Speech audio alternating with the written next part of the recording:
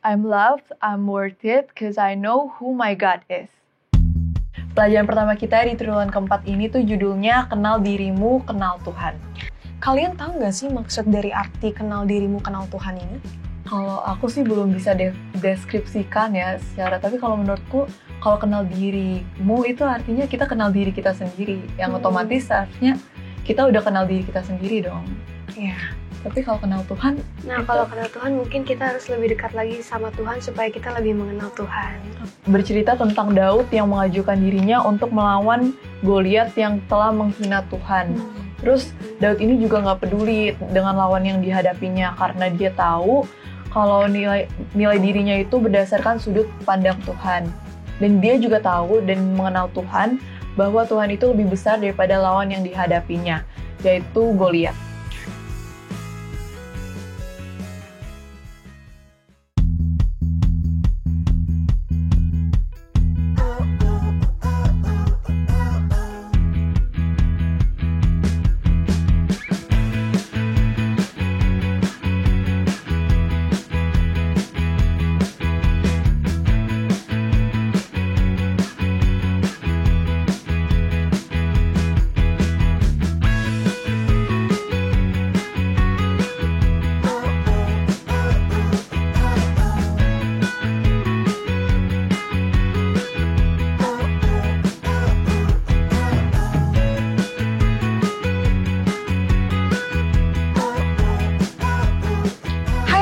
Cornerstone, kembali lagi di Cornerstone Connection. Kembali lagi bersama aku Girena dan teman-teman aku. Aku Melody. Aku Gavrila. Yang kali ini akan menjadi teman kalian untuk sama-sama belajar Cornerstone. Nah, sebelum kita diskusikan pelajaran Cornerstone kita, bagi teman-teman yang baru dan belum punya buku sama seperti kita, apalagi kita triwulan baru ya. Nah, boleh banget untuk hubungi kontak person Hope Channel atau DM Instagram Hope Channel Indonesia untuk dapetin buku seperti ini agar kita bisa belajar bersama-sama dengan nyaman. Betul. Oke. Seperti yang Gavrila bilang, kita sudah masuk ke triwulan yang keempat, yaitu dengan buku baru yang judul besarnya adalah Buku yang Terbuka. Nah, saat ini kita akan masuk ke penjelasan pertama dengan judul Kenal Dirimu, Kenal Tuhan. Kalian tahu nggak sih maksud dari arti kenal dirimu, kenal Tuhan ini? Kalau aku sih belum bisa deskripsikan ya secara, tapi kalau menurutku kalau kenal dirimu itu artinya kita kenal diri kita sendiri. Yang otomatis seharusnya kita udah kenal diri kita sendiri dong. Iya. Tapi kalau kenal Tuhan... Kalau kenal Tuhan mungkin kita harus lebih dekat lagi sama Tuhan supaya kita lebih mengenal Tuhan. Oke. Daripada kita bingung, mending kita langsung baca ceritanya kali ya. Tapi sebelum itu aku mau ingetin ke teman-teman juga, untuk teman-teman yang belum punya buku sama yang kayak kita pegang, teman-teman bisa baca di 1 Samuel 17 ayat 26-45. Kita masuk ke dalam ceritanya. Oke. Lalu berkatalah Daud kepada orang-orang yang berdiri di dekatnya, apakah yang akan dilakukan kepada orang yang mengalahkan orang Filistin itu dan yang menghindarkan cemooh dari Israel? Siapakah orang Filistin yang tak bersunat ini, sampai ia berani mencemoohkan barisan daripada Allah yang hidup? Rakyat itu pun menjawabnya dengan perkataan tadi, begitulah akan dilakukan kepada orang yang mengalahkan dia.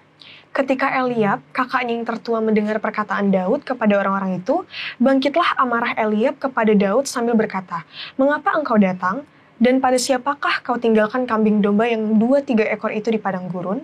Aku kenal sifat pemberanimu dan kejahatan hatimu. Engkau datang kemari dengan maksud melihat pertempuran." Tetapi jawab Daud, "Apa yang telah kuperbuat? Hanya bertanya saja." Lalu berpalinglah ia daripadanya kepada orang lain dan menanyakan yang sama. Dan rakyat memberi jawab kepadanya seperti tadi.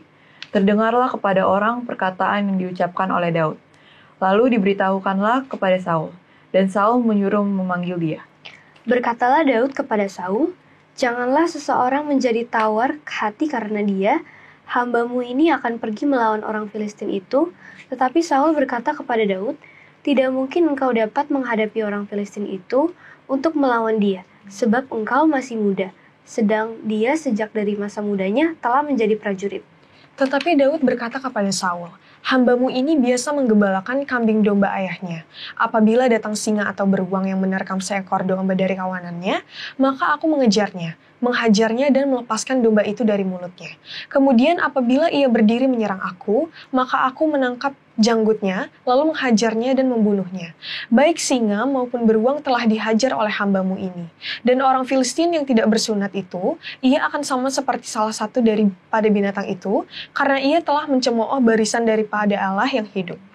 Pula kata Daud, Tuhan yang telah melepaskan aku, cari cakar singa dan cari cakar beruang, dia juga akan melepaskan aku dari tangan orang Filistin itu. Kata Saul kepada Daud, "Pergilah, Tuhan menyertai engkau." Lalu Saul mengenakan baju perangnya kepada Daud, ditaruhnya ketopang tembaga di kepalanya, dan dikenakannya baju zirah kepadanya, lalu Daud mengikatkan pedangnya di luar baju perangnya. Kemudian ia berikhtiar berjalan sebab belum pernah dicobanya. Maka berkatalah Daud kepada Saul, "Aku tidak dapat berjalan dengan memakai ini, sebab belum pernah aku mencobanya." Kemudian ia menanggalkannya, lalu Daud mengambil tongkatnya, di tangannya dipilihnya dari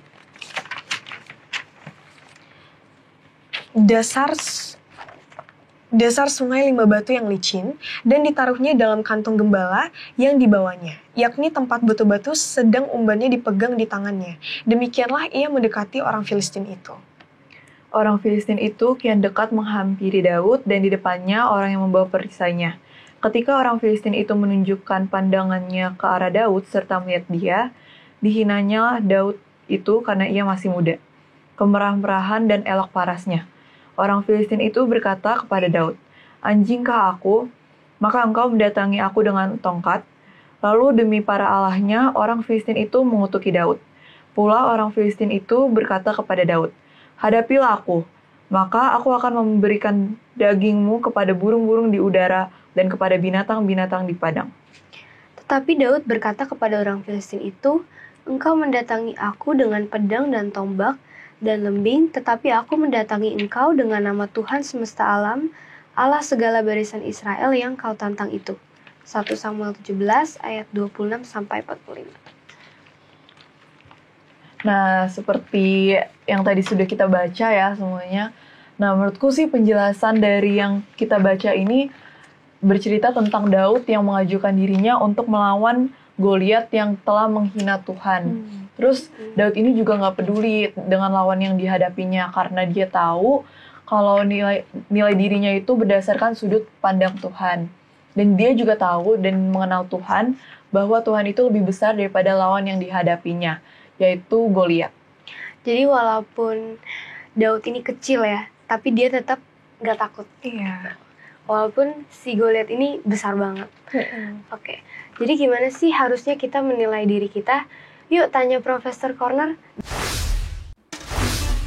Apakah kamu tahu?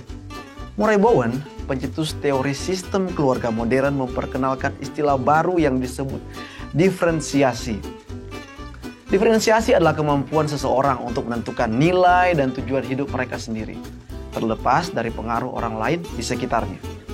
Ini juga mencakup kemampuan untuk tetap menjalin hubungan dengan orang yang lain, meskipun ada perbedaan pendapat. Seseorang mungkin tidak sepakat denganmu, dan kamu juga bisa berbeda pandangan dengan mereka. Tetapi ini tidak berarti kamu harus menjauh, menolak, atau mengkritik mereka hanya untuk membenarkan dirimu. Bowen juga membuat skala diferensiasi. Orang di bagian bawah, skala ini biasanya butuh persetujuan dan dukungan dari orang lain karena belum benar-benar tahu siapa diri mereka. Mereka bergantung pada pendapat dan perasaan orang lain untuk merasa berharga. Ketika menghadapi tekanan, mereka sulit membedakan antara apa yang mereka rasakan dan apa yang mereka pikirkan. Kalau kalian gimana? Coba minta Tuhan tunjukkan tujuan hidupmu dan bukan bergantung pada pandangan orang lain ya.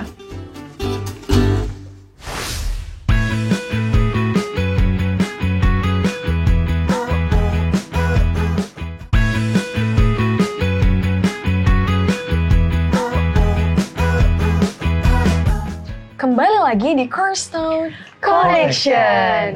Program ini hadir untuk membimbing kamu mempelajari Alkitab lebih dalam lagi. Dan pada saat ini kita sudah kedatangan narasumber kita, one and only Pendeta Benny Tambunan. Shalom, Pendeta. Shalom, Pendeta. Hati-hati aman-aman ya. Puji Tuhan. Puji Tuhan. Nah, pelajaran pertama kita di triwulan keempat ini tuh judulnya Kenal Dirimu, Kenal Tuhan.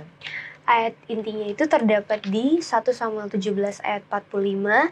Tetapi Daud berkata kepada orang Filistin itu, "Engkau mendatangi aku dengan pedang dan tombak dan lembing, tetapi aku mendatangi engkau dengan nama Tuhan semesta alam, Allah segala barisan Israel yang kau tantang itu." Nah, dari yang sudah kita bahas nih Pak Pendeta, yang sudah tadi kita baca, ada beberapa pertanyaan. Nah, pertanyaannya itu yang pertama adalah sebagai generasi muda ini kita mempunyai masalah, yaitu sekarang adanya namanya peer pressure atau tekanan teman sebaya. Apa yang dapat kita pelajari dari cerita Daud ini? Iya, Daud secara khusus dalam pelajaran kita memberikan satu pengertian kepada kita bahwa siapapun, bagaimanapun, dalam kondisi apapun, tidak terpengaruh dengan sekitarnya, tidak terpengaruh dengan lingkungannya, tidak terpengaruh dengan lain-lainnya. Dia mempunyai atau membentuk dirinya dengan kuat dan kokoh. Ya. Goliat itu besar loh. Ya. Itu kalau kita baca di bacaan kita, katakan ayat 4 pasal 17 itu 6 hasta sejengkal. Kalau kira-kira meter itu 3 meter lebih. Jadi 3 meter lebih tinggi semua aja ya. Ya, sedangkan orang paling tinggi aja hanya 6, dikatakan orang paling tinggi saat ini hanya 8 kaki. Ya.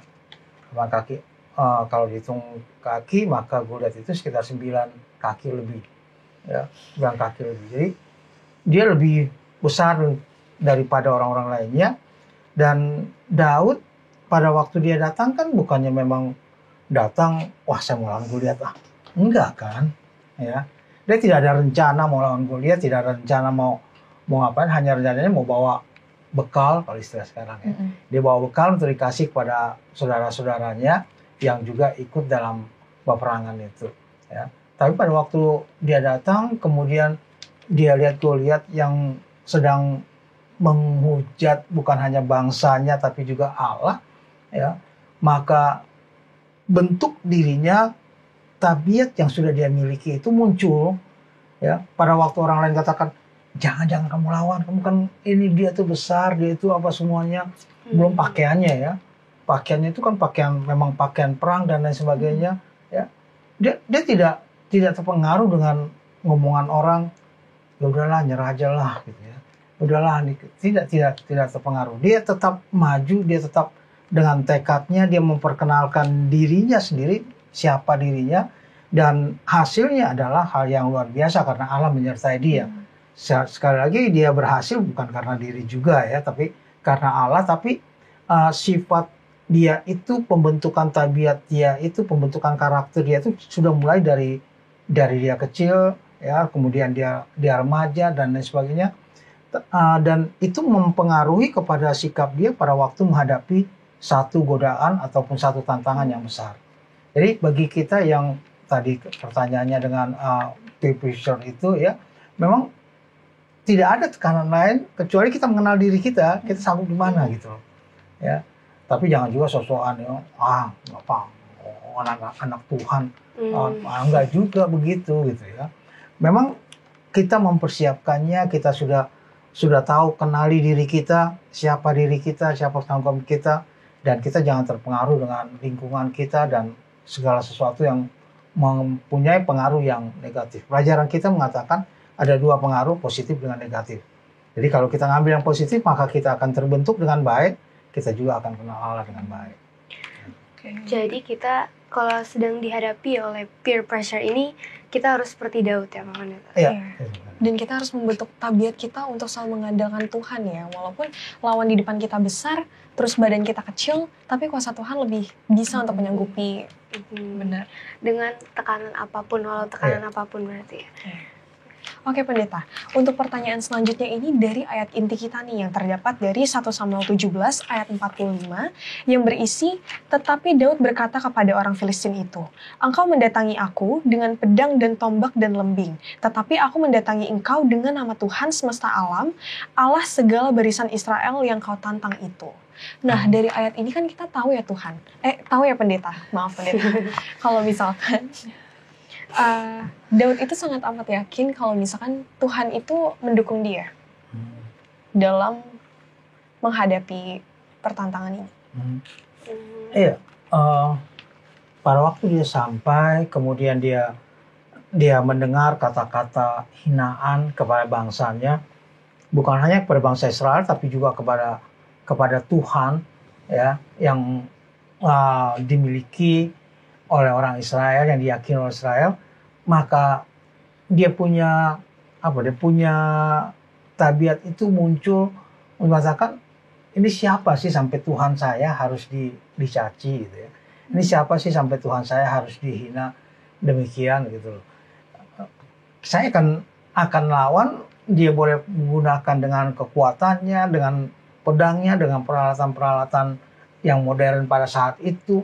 Sementara saya datang dengan nama Tuhan, saya ingin mengalahkan dia untuk, kalau istilah sekarang mungkin, untuk mengalahkan supaya dia tidak menghina Tuhan dan tidak menghina bangsanya. Oke, lanjut. Aku punya pertanyaan juga nih pendeta. Bagaimana caranya kita itu seharusnya menilai diri kita agar tidak terpengaruh dengan tekanan yang ada? Pelajaran kita memberikan bahwa yang pertama itu, berani nggak kita bilang enggak gitu sama teman kita, ya. Aduh tidak deh gitu. Kadang-kadang ya udah deh ikut deh gitu ya.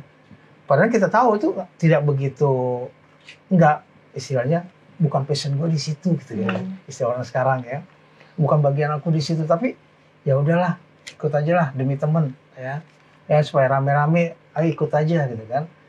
Sebenarnya tidak demikian. Tekanan apapun itu kalau kita sudah punya kekuatan diri kita, apapun kekuatan kita akan melangkah dengan baik. Tapi jangan lupa, itu bukan berarti kita harus menjauh dari teman kita atau memusuhi teman kita, memusuhi orang yang tidak sependapat dengan kita, kan banyak orang seperti itu ya. Di sini ya udah, dia lewat sana, aku lewat sini. Gitu. Enggak, tidak begitu. Yang Allah inginkan atau pelajaran kita inginkan adalah kita mengenali diri kita dengan kekuatan kita yang tidak terpengaruh. Tekanan apapun, teman-teman kita ngajak hal-hal yang negatif, hal-hal yang tidak baik, kita berani mengatakan, enggak ya, sorry ya, terima kasih ya, aku nggak ikut dulu, gitu ya. Sorry, aku nggak bisa ini, gitu. Kita berani mengatakan, bahkan kita mungkin katakan, nggak bagus tuh, nggak usah bikin-bikin begitu, gitu ya. Kita berani mengatakan apa itu. Kalau di sekolah mungkin bully lah ya, paling gampang kan gitu. Mulai satu ini, wah kita juga nimpalin, gitu kan ya. Tapi berani nggak kita tidak menimpali, bahkan kita katakan, jangan ya, jangan begitu, jangan. Itu akan membentuk tabiat kita dengan baik, maka kita akan kenal siapa diri kita. Oke, benar. Berarti kita lebih baik menghindari yang kita harusnya nggak usah ya. Tapi kita tidak memusuhi teman kita ya, jadi jauh dengan dia, tidak juga. Oke, pendeta. Tapi lebih berani untuk bilang enggak berarti ya. Jangan ya deh ya. Berani. Butuh pengendalian diri ya, dari benar. hal yang nggak baik. Nah, ada pertanyaan selanjutnya lagi nih Pak Pendeta. Gimana dengan kita mengenal Tuhan, kita itu bisa mengenal diri kita, dengan cara apa kita mengenal Tuhan?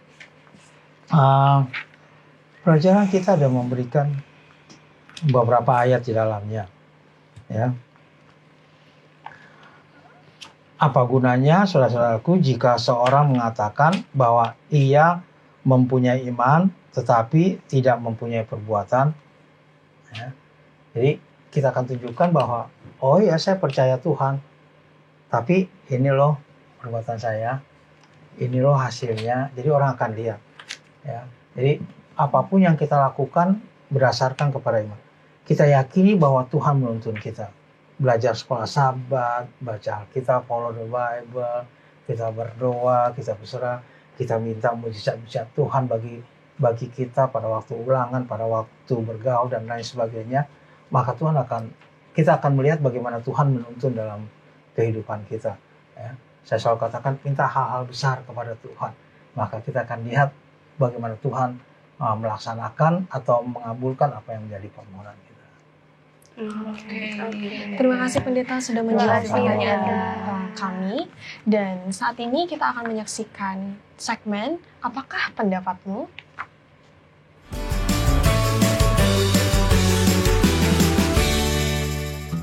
Halo, perkenalkan nama saya Ray dari Bojong Soang.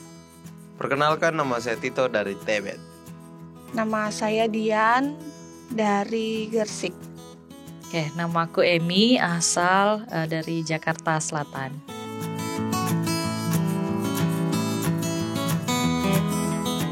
Paling yang pernah itu kayak cabut sekolah bareng.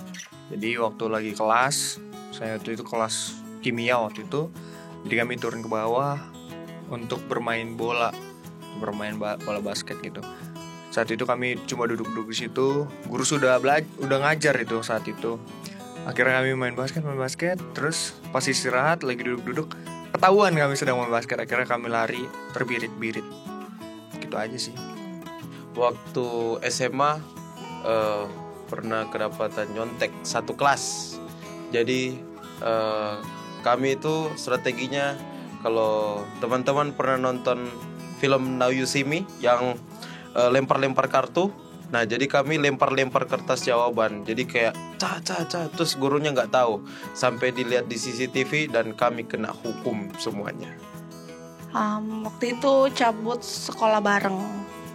Karena waktu itu waktu SMP sekolah berasrama, jadi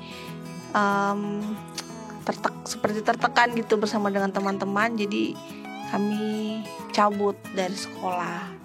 Setelah kembali ketahuan guru dan kami dihukum. Kayaknya bullying deh.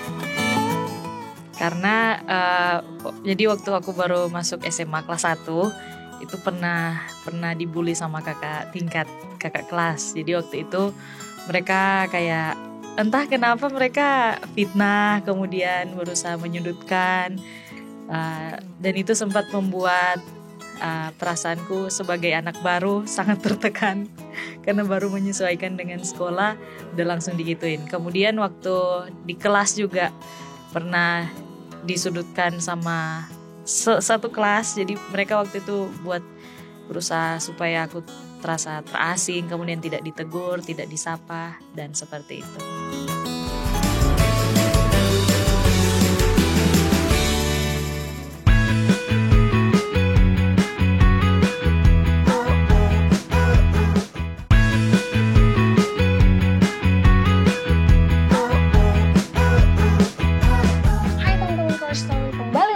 Cornerstone Connection. Nah, tadi kan kita udah mendengar nih beberapa pendapat dari teman-teman kita tentang tekanan yang paling sering mereka hadapi di sekolah. Contohnya menyontek, cabut dari sekolah, terus punya gadget seperti teman-teman yang lain, merokok, bahkan sampai bullying. Nah, aku mau tanya nih ke kalian, kira-kira pressure apa sih yang kalian hadapi di sekolah?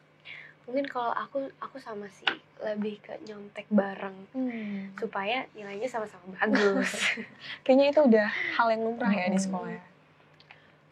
Kalau aku ya paling sering tuh nyontek bareng juga sih, karena kadang-kadang ada aja godaan teman-teman gitu kayak nyontek aja yuk sama dia gitu. Kita bertiga sama kok. Oke, tadi kan kita udah kasihkan pendapat-pendapat kita tentang pertanyaan tadi. Nah, sekarang pendeta mungkin boleh kasih kesimpulan dari pelajaran Cornerstone yang tadi kita udah diskusikan. Baik, kesimpulan pelajaran kita di Sabat pertama dari triwulan keempat ini dengan judul besar Buku yang Terbuka, dan diawali dengan kenali diri kita, kemudian kita harus kenal juga dengan Tuhan. Karena diambil contoh adalah Daud. Daud dalam kehidupannya dia dekat dengan Tuhan. Dia bahkan sangat dekat dengan Tuhan, dan dia tidak peduli dengan tekanan-tekanan yang ada pada waktu ingin menghadapi Goliat. Baik tekanan dari keluarga yang katakan jangan kamu lawan dia, ya, atau tekanan dari sekitar bahkan tekanan dari atasan. Saul sebagai raja katakan, kamu sanggup nggak lawan dia? Dia itu besar dan lain sebagainya. Tapi dia tidak. Dia kenali diri dia bahwa dia sanggup untuk melakukannya. Dia pernah mengalahkan binatang-binatang buas lainnya. Maka Tuhan yang sama juga akan menuntun dia untuk mengalahkan Goliat yang ada di hadapannya. Apa yang bisa kita ambil dari pelajaran ini adalah bahwa bagaimanapun keadaan kita, kenali diri kita, kekuatan kita, lebih dekatlah kepada Tuhan, maka Tuhan akan menuntun kehidupan kita langkah demi langkah di setiap kehidupan kita dan rencana-rencana hidup kita. Jadi mari kenali diri kita, mari kenali kekuatan kita, jangan hiraukan tekanan yang ada, kita tetap bersama-sama dengan Tuhan. Oke, nah sekarang kita sudah di akhir diskusi kita Cornerstone pada pelajaran pertama. Aku boleh minta tolong Pak Pendeta untuk mendoakan pelajaran kita pada hari ini. Baik, kita sama-sama berdoa. Allah, Tuhan Bapa kami yang bertahta dalam surga, Allah yang begitu mengasihi kami bersyukur karena pelajaran pertama dari triwulan keempat yang Tuhan berikan bagi kami pada saat ini, yang mengajak kami untuk kami boleh mengenal diri kami dan kami boleh kenal Tuhan dengan lebih baik.